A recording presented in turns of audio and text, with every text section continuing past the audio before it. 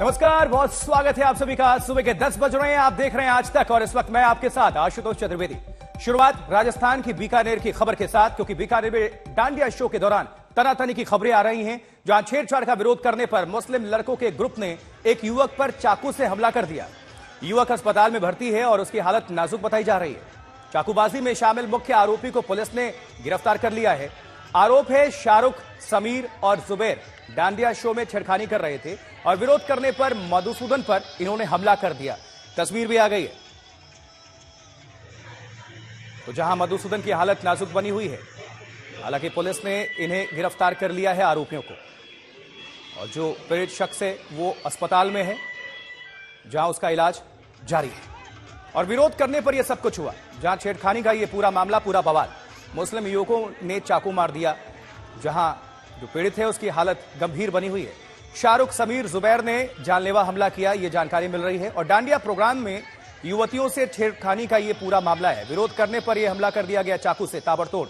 उसके बाद से जो पीड़ित शख्स है वो जिंदगी की जद्दोजहद कर रहा है और इसी चिकित्सालय में है जहां उसके इलाज चल रहा है। और डांडिया में मुस्लिम युवकों की एंट्री पर हंगामा हो, पहले भी गुजरात से लेकर राजस्थान तक यह खबर, लेकिन ये जो खबर है अजमेर से, एक बार फिर से उसी तरह का पूरा मामला, जहां डांडिया प्रोग्राम में युवतियों से छेड़छाड़ का ये पूरा मामला और विरोध करने पर हमला कर दिया गया चाकू से। और जो पीड़ित शख्स है मधुसूदन, उस पर यह हमला किया गया है, जहां उसका इलाज जारी है, अस्पताल में वो भर्ती है। हालांकि पुलिस ने एक्शन लिया है, गिरफ्तार किया गया है आरोपियों को। डांडिया प्रोग्राम चल रहा था विजयदशमी के दिन और विरोध करने पर आरोपियों ने पीड़ित पर हमला कर दिया। और ये जो तस्वीर दिखा रहे हैं ये पीड़ित शख्स, और ये कार्यक्रम चल रहा था, उसी का ये वीडियो आया है जो आपको हम दिखा रहे हैं।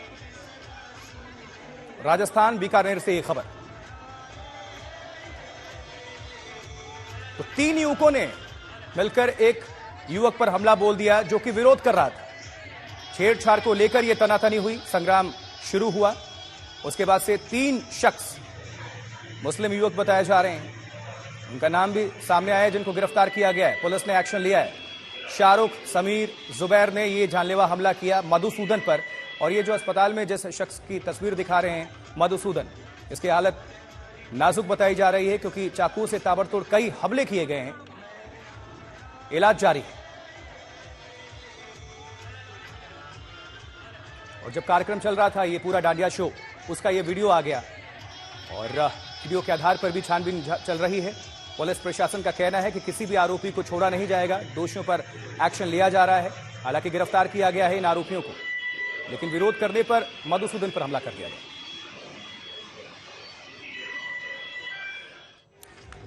अब जानकारी अपडेट हासिल करते हैं। देव अंकुर हमारे सहयोगी हमारे साथ जुड़ रहे हैं ज्यादा जानकारी के साथ। देव अंकुर, ये पूरा मामला क्या है बताएं, और पुलिस ने किस तरह से एक्शन लिया है आरोपियों के खिलाफ, और पीड़ित की हालत इस वक्त कैसी है?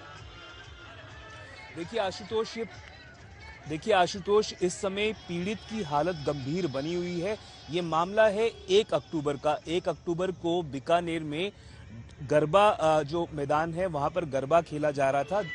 कहा यह जा रहा है कि कुछ लड़के जो कि एक स्पेसिफिक समुदाय से आते हैं, ये वहां पर पहुंचे हुए थे। और जब कथित तौर पर कुछ लड़कियों से छेड़खानी की गई इन लड़कों के द्वारा, तो इसका विरोध वहां पर मौजूद एक लड़के ने किया और इन लड़कों ने उस लड़के को धमकी दी कि तेरे को देख लेंगे। वहां से जब ये लड़का बाहर निकला तो आरोप ये है कि इन लड़कों ने इस एक लड़के को, मधुसूदन को, इतनी बुरी तरह से पीटा कि उसकी हालत बहुत गंभीर हो चुकी है। और वो उसकी आंखें जो है, ये तक कहा जा रहा है कि उसकी आंखों की रोशनी जा सकती है। इस समय वो बीकानेर के पीबीएम अस्पताल के आईसीयू में गंभीर हालत में है। इस पूरे मामले को लेकर परिवार का यह आरोप है कि इसमें एक तो अस्पताल ने उसका ठीक से इलाज नहीं किया, और दूसरा ये कि जो पुलिस है उसने इस पूरे मामले में कार्रवाई करने में देरी कर दी। आशुतोष, इस पूरे मामले में अब तक एक जो मुख्य आरोपी बताया जा रहा था, ठीक है देवपुर, आप नजर बनाकर रखें। बहरहाल आपका बहुत बहुत शुक्रिया इस खबर पर जानकारी देने के लिए। आगे बढ़ते हैं, बात पश्चिम बंगाल की, क्योंकि जलपाईगुड़ी में मूर्ति विसर्जन के दौरान मातम है।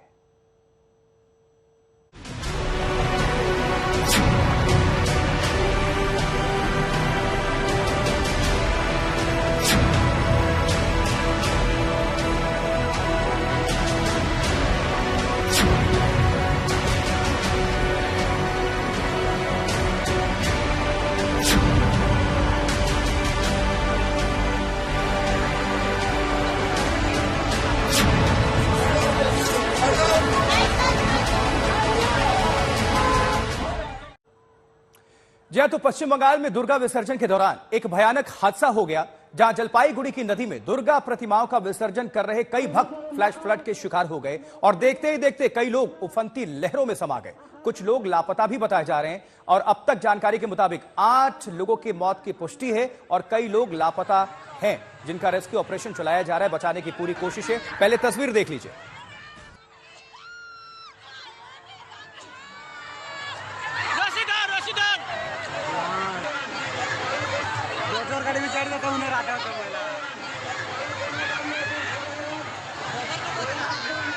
तो एकाएक नदी का जो पानी है उसका लेवल काफी बढ़ गया और वहां पर हंगामा हो गया, क्योंकि कई लोग इस फ्लैश फ्लड के शिकार हो गए, उसके चपेट में आ गए और बहते चले गए। आप ये तस्वीर देखकर समझ सकते हैं, अंदाजा लगा सकते हैं पानी की तीव्रता को। और ये अस्थायी घाट बनाया गया था जहां लोग मूर्ति विसर्जन के लिए पहुंचे हुए थे।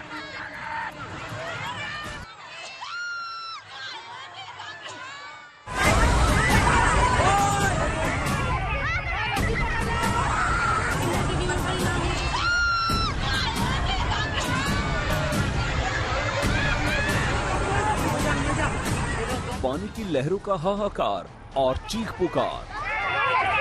रस्सी पकड़ ले, रस्सी पकड़ ले। कोई कह रहा है रस्सी पकड़ लो, कोई कह रहा है उधर से बचाओ। उधर जाओ, उधर जाओ, उधर जाने से तो हो जाएगा, उधर जाने से तो हो जाएगा।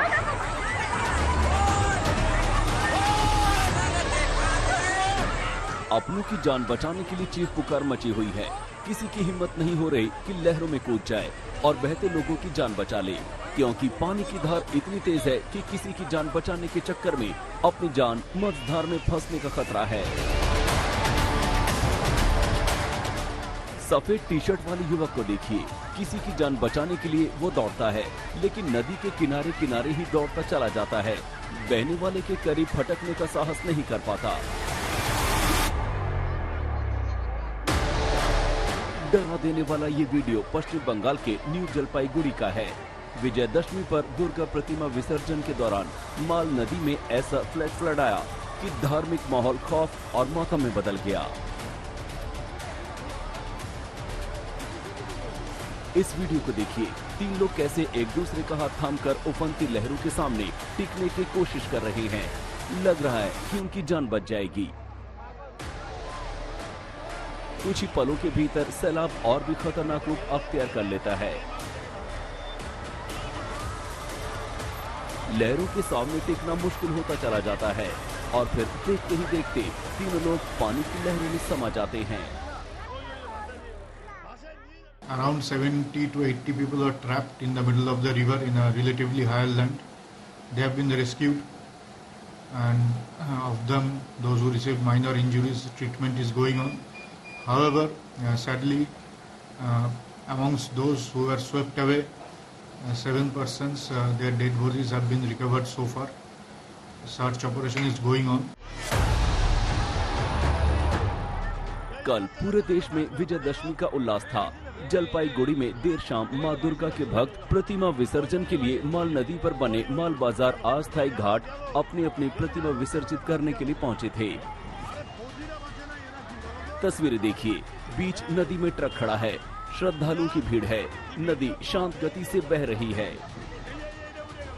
लेकिन रात के करीब 9 बजे पहाड़ों पर तेज बारिश के चलते अचानक माल नदी में फ्लैश फ्लड आ गया। लोगों को जरा भी संभलने का मौका नहीं मिला। 20 लहरों में एक के बाद एक लोग पानी में बहने लगे। लोगों को लहरों से बचाने के लिए नदी के एक किनारे से दूसरे किनारे तक रस्सी लगाई गई थी, लेकिन वो सुरक्षा चक्र काम करता नजर नहीं आया। दुर्गा विसर्जन के लिए आया ट्रक भी करीब करीब पानी में डूब गया। उधर जलपाईगुड़ी के अस्पताल के बाहर भी अफरा तफरी का माहौल था। फ्लैश फ्लड से बचाए गए लोगों को इसी अस्पताल में सबसे पहले लाया गया। शरीर में ज्यादा पानी जाने से ज्यादातर लोगों की हालत खराब थी। मॉनसून काल में फ्लैश फ्लड की घटनाएं आम हैं, लेकिन अक्टूबर के महीने में ऐसी घटनाएं देखने सुनने को नहीं मिलती हैं। फिर भी बड़ा सवाल ये है कि जब पहाड़ों में मूसलाधार आफत बरस रही थी, तो क्या इस खतरे को मौसम विभाग या जिला प्रशासन नहीं भांप पाया? क्या वहां किसी तरह की वार्निंग नहीं दी गई थी? साथ ही सवाल ये है कि क्या वहां बाढ़ संबंधी बचाव के सभी इंतजाम थे या नहीं? ऋतिक मंडल के साथ अनुपम मिश्रा, कोलकाता, आज तक। तो लोग आरोप लगा रहे हैं कि जिला प्रशासन से ये चूक हुई। उनको अंदाजा नहीं था कि फ्लैश फ्लड इस कदर आएगा कि लोग इस सैलाब में बह जाएंगे। और देखिए, अब तक की जानकारी के मुताबिक 8 लोगों की मौत हो चुकी है, जबकि बहुत लोग अब भी लापता हैं, जिनको बचाने की कोशिश लगातार जारी है। ये तस्वीर जरा आई है, फिर से आपको हम दिखाते हैं किस तरह से चीख पुकार मच गई। देखिए जरा, सुनिए।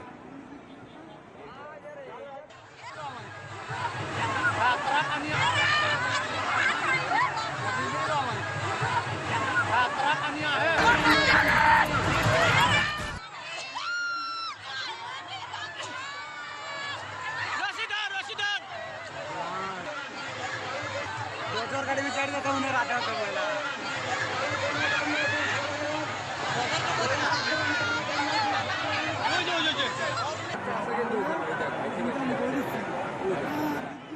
तरह से एकाएक अचानक नदी का जलस्तर काफी बढ़ गया, पानी बढ़ गया, क्योंकि पहाड़ों पर जोरदार बारिश हुई थी। उसी का असर ये फ्लैश फ्लड के रूप में तब्दील हुआ और एकाएक जो लोग हैं वो पानी में समा गए, बहते चले गए। उनको बचाने की कोशिश हुई। काफी लोगों को आप सुन सकते हैं कि रस्सी पकड़ लो, दूसरी तरफ से आओ, उनको बचाओ, भगदड़ मच गई। और जलपाईगुड़ी की ये पूरी तस्वीर है। और 8 लोगों के यहाँ 8 परिवारों को आप समझिए, जो खुशी का एक माहौल था वो मातम में तब्दील हो गया मूर्ति विसर्जन के दौरान। कल विजयादशमी के दिन पश्चिम बंगाल जलपाईगुड़ी की ये खबर और वही तस्वीर।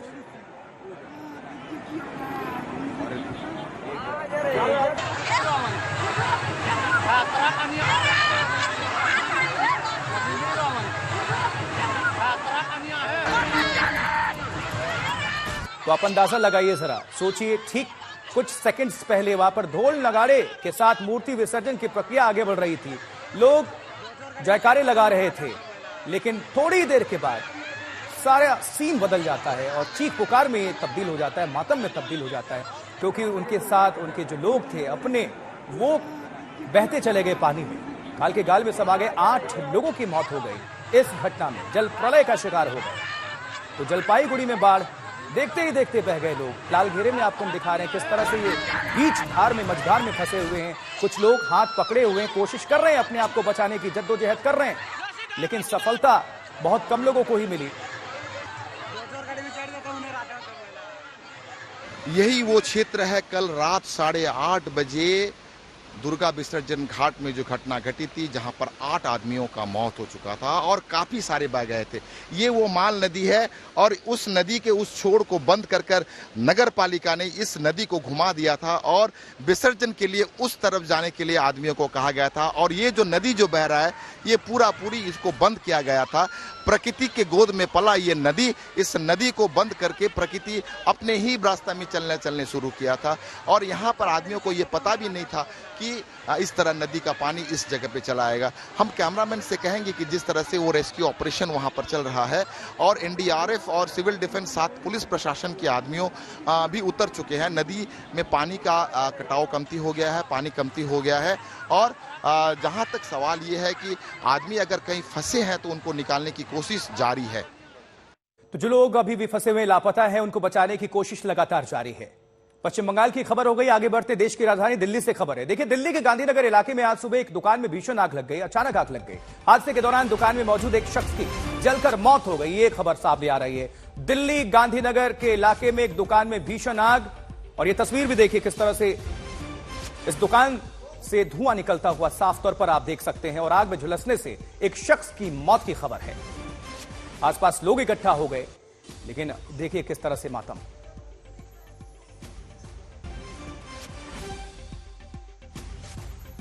आज शाम दशहरे के दिन गांधीनगर के कपड़े की एक दुकान में आग लग गई। चूंकि कपड़े की दुकान थी, गली में काफी अंदर थी, इसलिए फायर डिपार्टमेंट जब तक इस पर काबू पाता, आग आसपास के दुकानों में फैल गई। और आप देख सकते हैं ये पूरी बिल्डिंग आग में पूरी तरीके से चपेट में आ गई।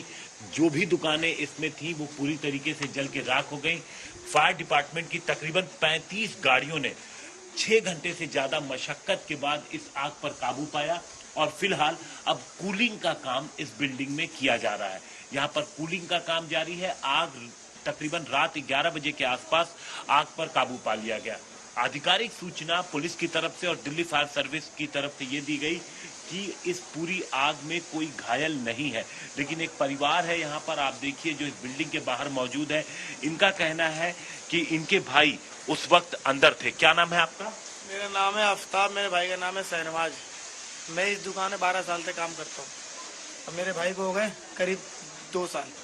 तो हमारी दुकान की हुई थी छुट्टी करीब 5-5:15 बजे। तो मेरी होती उस तरफ से, उसकी होती इस तरफ से। तो मेरी छुट्टी हो गई तो मैं और दुकान के 4-5 लड़के हम चौक पे खड़े हो गए। दुकान के हम 4-5 लड़के चौक पे खड़े हो गए। इतने में ये दुकान बढ़ गई, भाई साहब चले गए। इतने में हमने कहा भाई दीवा भाई चलो हम चल के गली में चले, गली में। तो चलो गली में चलते हैं। तो हम सब गली में चले गए। जाके हमने गली में देखा तो खिड़की में तो धुआं आ रहा था। उसी टाइम मैंने अपने फ़ोन से भाई साहब को फ़ोन किया, ना भाई साहब आप आपकी दुकान से के अंदर धुआं निकल रहा है और लग रहा है कि अंदर वो लग गई आग, आप फटाफट आओ। तो उन्होंने बोला ड्राइवर फटाफट मोड़ गाड़ी, दुकान चल। और अब बात कांग्रेस की भारत जोड़ो यात्रा की। तो राहुल गांधी की भारत जोड़ो यात्रा केरल के रास्ते पहले ही कर्नाटक में दाखिल हो चुकी है और आज सोनिया गांधी भी इस यात्रा में शामिल हो गई हैं। कुछ देर साथ वो पैदल भी चल रही हैं। कल प्रियंका गांधी वाड्रा भी इस यात्रा में शिरकत करने वाली है। देखिए 6 तस्वीरों को अभी आपके सामने हम रख रहे हैं। राहुल के साथ उनकी मां यानी कांग्रेस के अंतरिम अध्यक्ष सोनिया गांधी की भी मौजूदगी और कांग्रेस कार्यकर्ताओं में जोश उमंग तरंग देखते ही बन रहा है। राहुल के साथ सोनिया गांधी भी रिजॉर्ट में जब साथ साथ थे, वो तस्वीर कर्नाटक के मंड्या में मौजूदगी है। मैसूर के मंदिर में दर्शन पूजन और प्रियंका भी इसमें कल शामिल होने वाली है। राहुल गौतम का रुख करते हैं, हमारे साथ हमारे सहयोगी जुड़ रहे हैं। राहुल, अब क्या जानकारी, क्या अपडेट, क्या तस्वीर सामने निकल कर आ रही है? क्या सोनिया गांधी की मौजूदगी अभी भी है पदयात्रा में?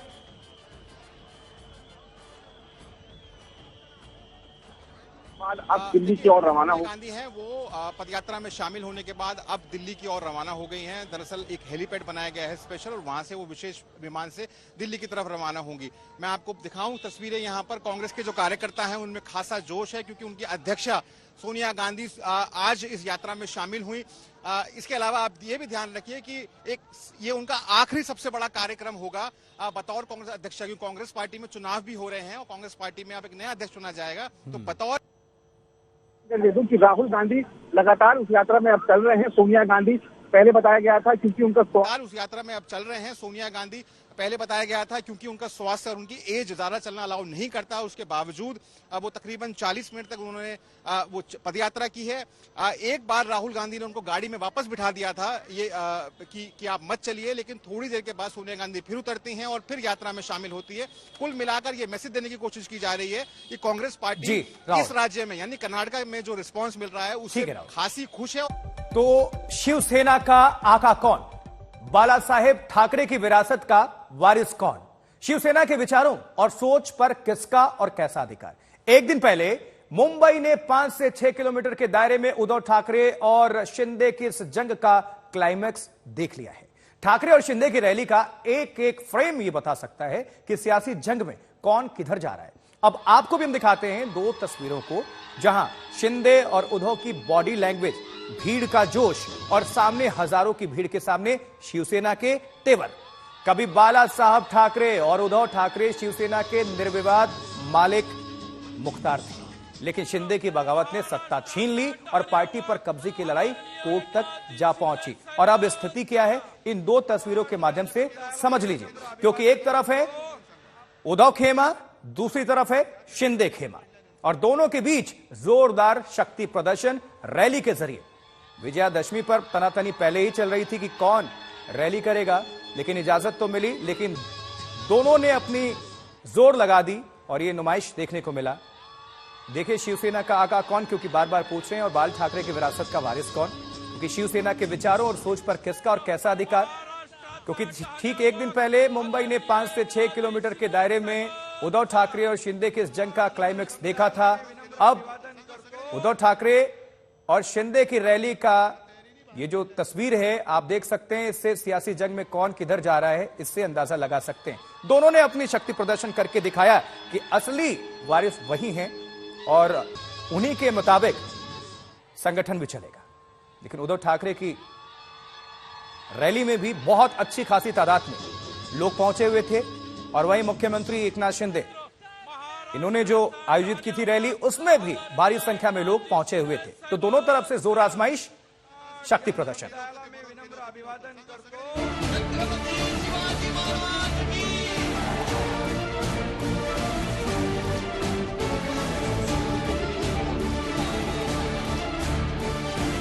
दशहरे के बहाने सियासी जंग, धर्म की राह, दम दिखाने का दांव।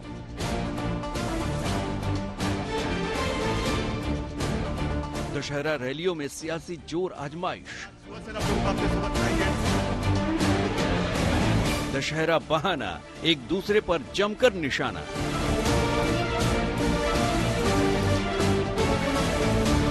मुंबई में पहली बार दशहरे पर एक नहीं दो रैलियां हुई और दोनों पर सियासत की ऐसी छाप दिखी जैसी पहले कभी नहीं दिखी।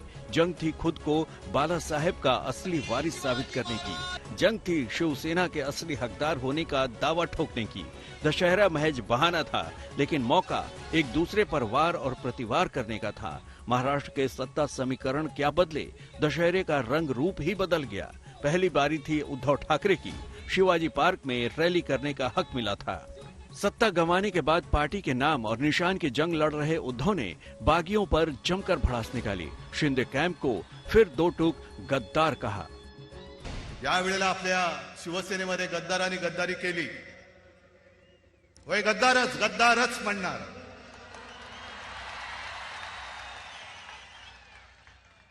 कारण मंत्रीपद तुमच्या बुडाला चिकटलेली जरी असली ती काही काळापुरती आहेत, पण कपाळावरती गद्दारीचा शिक्का या जन्मी तरी पुसून पुसता येणार नाही। गद्दार शब्द का इस्तेमाल उद्धव सत्ता गंवाने के बाद से लगातार कर रहे हैं, लेकिन शिंदे ने बीकेसी में रैली में इस गद्दार को गदर में बदल दिया। उन्होंने कहा कि असली गद्दारी तो महाविकास आघाड़ी के साथ सरकार बनाने की थी। तुम्ही आम्हाला गद्दार म्हणता, आम्ही केलेली गद्दारी नाही, तर हा गदर आहे। गदर गदर म्हणजे क्रांती, गदर म्हणजे उठाव, हे महाराष्ट्राने जाणलेलं आहे। आणि म्हणून आम्ही गद्दार नाही, बाळासाहेबांचे शिलेदार आहोत, हे अभिमानाने छाती ठोकपणे आम्ही सांगू शकतो। उद्धव ने एक बार फिर नाम लेकर कहा कि बाला साहेब के असली उत्तराधिकारी वही हैं। यावेळेचा रावण वेगळा आहे। जसा काळ बदलतो तसा रावणही बदलतो। माझी बोट सुद्धा हालत नव्हती, शरीर पूर्णपणे निश्चल पडलं होतं। त्यावेळेला ज्यांच्यावरती मी जबाबदारी दिली होती ते कटाप्पा, हो कटाप्पा म्हणजे जे कट करणारे आप्पा ते कटाप्पा, हे कट करत होते। हा पुन्हा उभा राहूच कसा शकणार नाही, हा पुन्हा आपल्यासमोर येऊच शकणार नाही। पण त्यांना कोणाला कल्पना नाही की हा उद्धव ठाकरे नाही, उद्धव बाळासाहेब ठाकरे आहे। उद्धव बाला साहेब के नाम का इस्तेमाल कर रहे थे तो शिंदे ने ठाकरे परिवार में ही सेंध लगा दी। शिंदे के मंच पर उद्धव के बड़े भाई जयदेव ठाकरे दिखे। ठाकरे परिवार के एक और भाई के बेटे भी शिंदे कैंप में आ गए।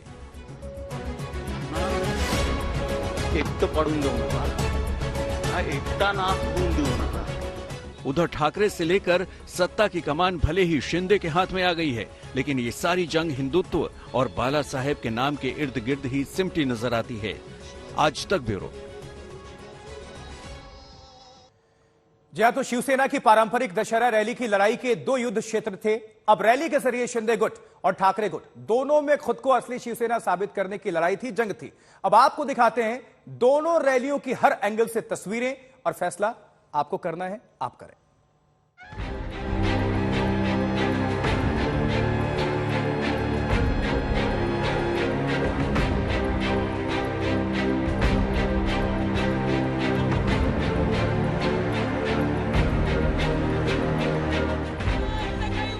मुंबई का शिवाजी पार्क, मुंबई का बीकेसी मैदान, शिवसेना के 56 साल के इतिहास में एक साथ दो दशहरा रैलियां हुई। या मैदानामध्ये एक दूसरे से 5 किलोमीटर की दूरी पर। सबकी नजरें थी उद्धव ठाकरे और एकनाथ शिंदे के भाषण पर। गजब की बात ये हुई कि दोनों के मंच पर ठाकरे परिवार मौजूद था। जी हाँ, आपने सही सुना। ठाकरे गुट की रैली में उद्धव ठाकरे और आदित्य ठाकरे तो थे ही, लेकिन शिंदे गुट की रैली में भी 3 ठाकरे मंच पर मौजूद थे। उद्धव ठाकरे के बड़े भाई जयदेव ठाकरे, जयदेव ठाकरे की पूर्व पत्नी स्मिता ठाकरे और उद्धव ठाकरे के दिवंगत भाई बिंदु माधव ठाकरे के बेटे निहार ठाकरे।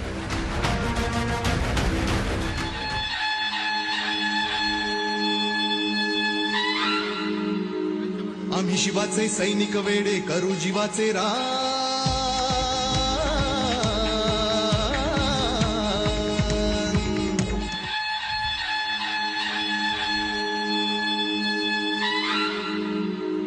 आम्ही शिवाचे सैनिक वेडे करू जीवाचे रान।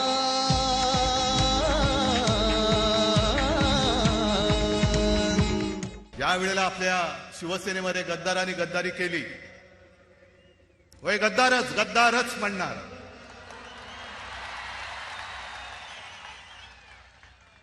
कारण मंत्रीपद तुमच्या बुडाला चिकटलेली जरी असली ती काही काळापुरती आहेत, पण कपाळावरती गद्दारीचा शिक्का या जन्मी तरी पुसता येणार नाही। यहाँ तक कि मंच पर पहुंचे सीएम शिंदे ने जब देखा कि स्मिता और निहार ठाकरे मंच के नीचे बैठे हुए हैं, तो उन्होंने अपने 2 मंत्रियों से उन्हें सम्मान के साथ मंच पर लाने के लिए कहा। दोनों गुटों ने बुधवार की दशहरा रैली के लिए अपनी सारी ताकत झोंक दी थी और जिसका नतीजा भी दिखा। दोनों ही रैलियों में भारी भीड़ थी और जोश से भरे कार्यकर्ता। मुस्तफा शेख और ऋतिक भालेकर के साथ विद्या, मुंबई आज तक। आरएसएस प्रमुख मोहन भागवत ने दशहरे के मौके पर शस्त्र पूजन के कार्यक्रम में शिरकत किया। वहीं अपने भाषण में जनसंख्या विस्फोट को लेकर निशाना भी साधा, जिस पर अब सियासत शुरू हो चुकी है।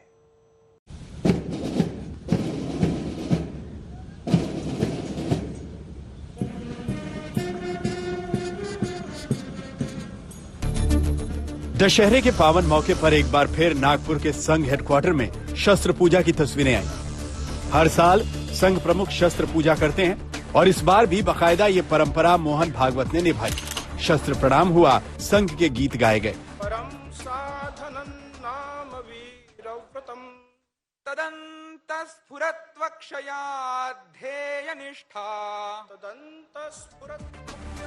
जिसके बाद मौका था संघ प्रमुख के संबोधन का, जहां एक बार फिर मोहन भागवत ने जनसंख्या का मुद्दा उठाया।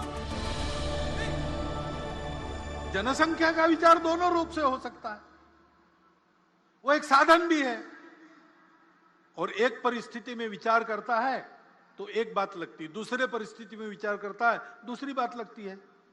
चीन की इतनी ज्यादा जनसंख्या थी, उनको बोझ लगने लगा, उन्होंने एक परिवार में एक संतान और बाद में नहीं संतान, ऐसी नीति अपनाई।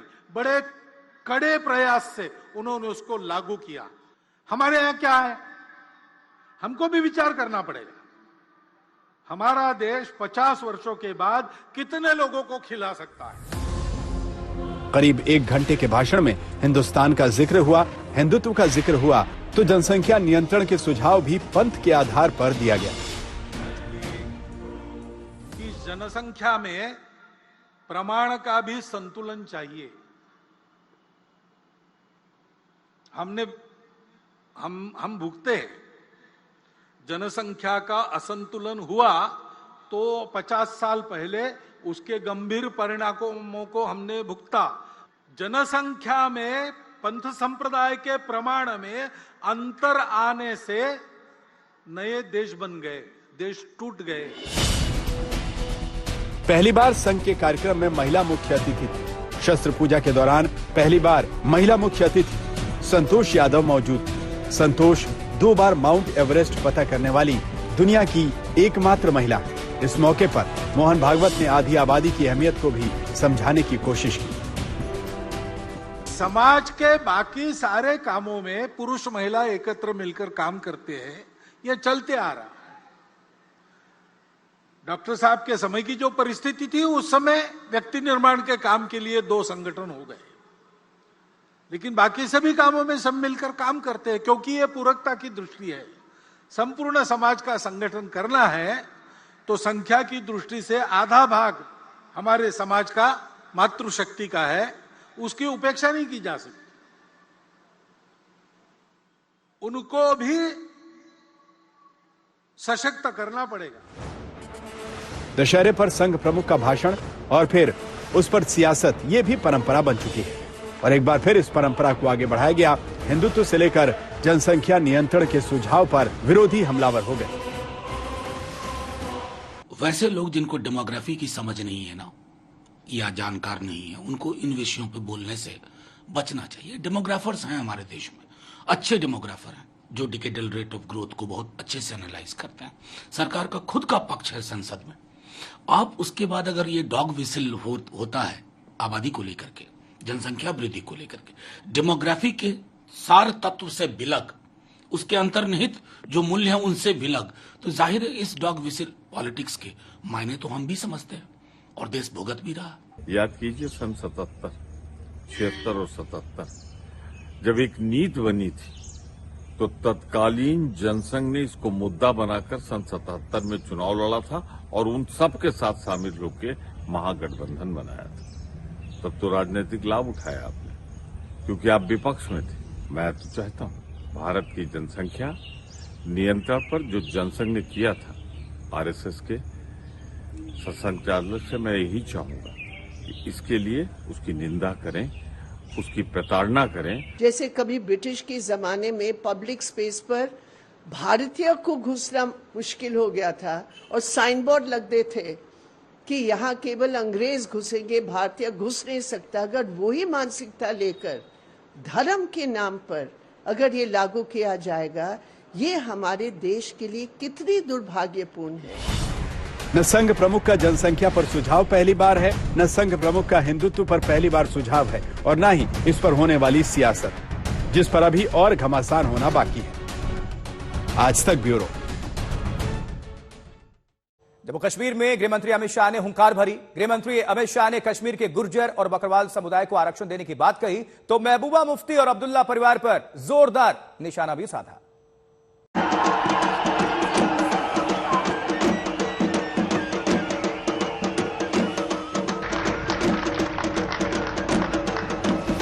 पाकिस्तान से बात करना नहीं चाहता। मेरे बारामूला के गुर्जर, पहाड़ी और बकरवाल भाइयों को युवा को पढ़ाई लिखाई चाहिए। अब्दुल्ला साहब, युवा के हाथ में पत्थर नहीं। इन तस्वीरों को देखकर बदले हुए कश्मीर की आहट महसूस की जा सकती है। महसूस किया जा सकता है उस भरोसे को जो भरा हुआ है लोगों के मन में। बेखौफ होकर राजनीतिक रैली में शरीक हो रहे हैं लोग। बारामूला में गृह मंत्री अमित शाह की रैली है ये। अमित शाह ने 2 दिन में 2 जनसभाएं की। इरादा चुनाव का है, वादा बदलाव का है, संकेत साफ है और संदेश भी स्पष्ट कि जन्नत में जल्द ही लौटेगी जमहूरियत। गरीबों का पैसा भ्रष्टाचार की भेंट चढ़ना चाहिए क्या? जरा जोर से बोलिए, चढ़ना चाहिए क्या? मोदी जी ने तय किया है गरीबों का पैसा गरीब तक पहुंचे।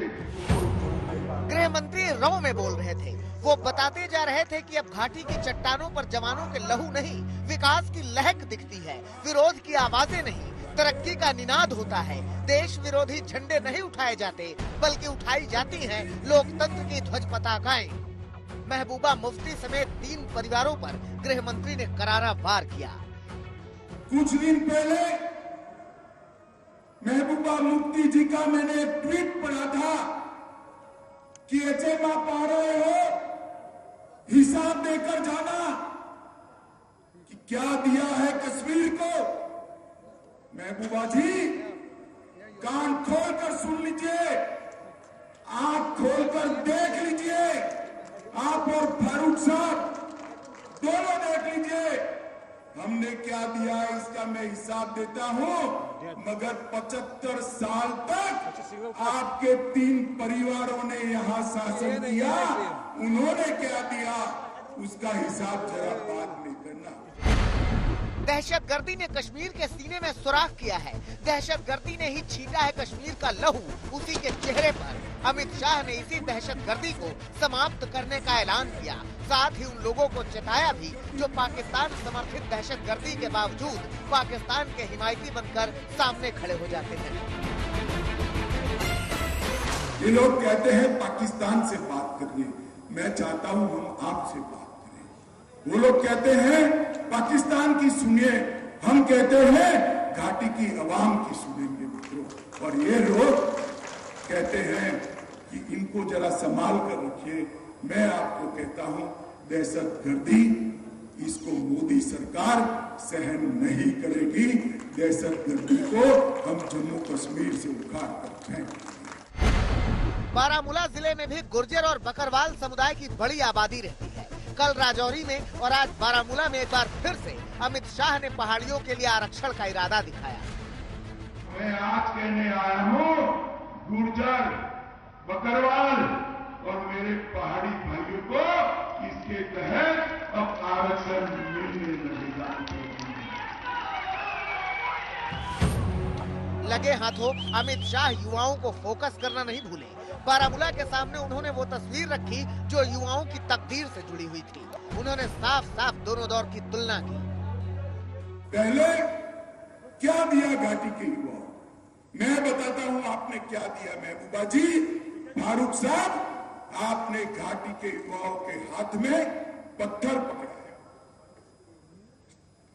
बंदूक पकड़ाई, और मोदी जी ने यहां पर इंडस्ट्री लाकर